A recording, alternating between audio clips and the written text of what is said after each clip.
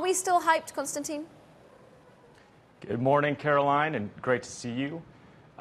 We are definitely in an AI hype cycle, and yet we're not really focused on the 2024 hype cycle or even 2025. We're focused on the very long term, and artificial intelligence is a very big and very important macro trend, akin really to the Industrial Revolution.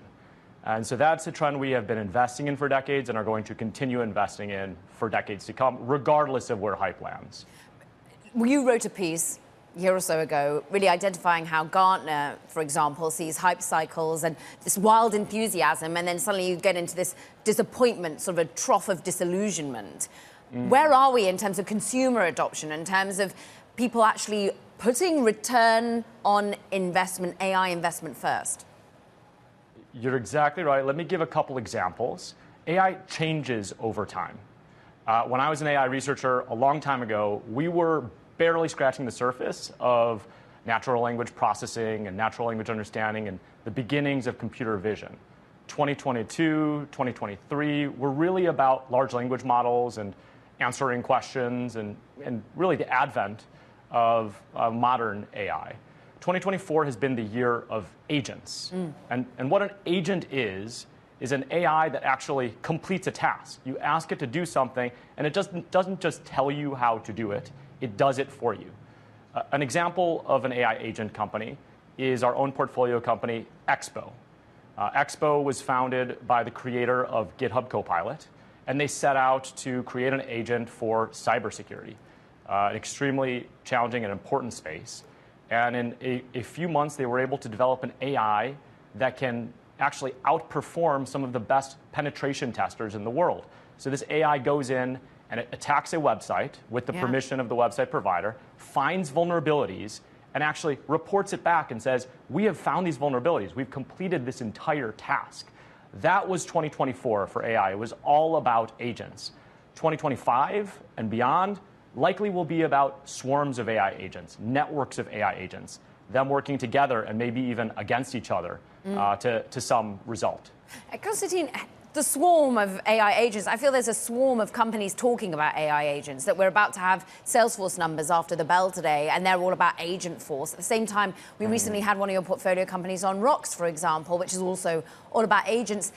How are we going to see them cross-contaminate, work against each other, or indeed some win and some lose?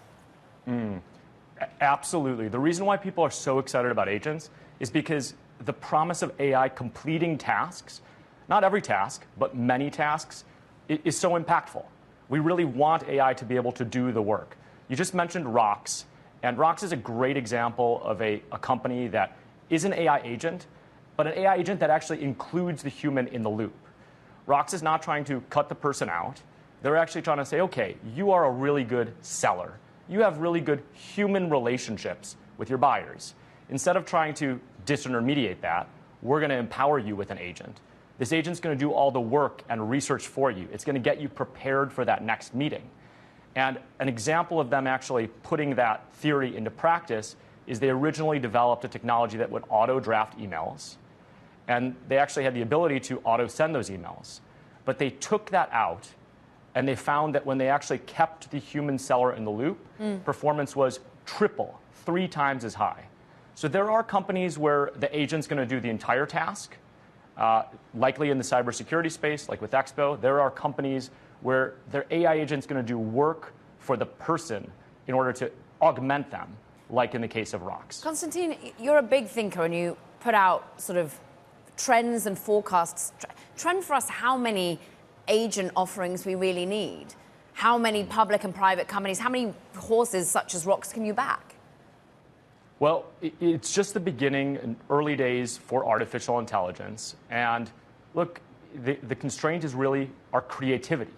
The amount of opportunity for artificial intelligence is huge, and I'll give an example. 2 areas that are critical to all of us are healthcare and education. They have been areas where cost has gone up and up and up for decades.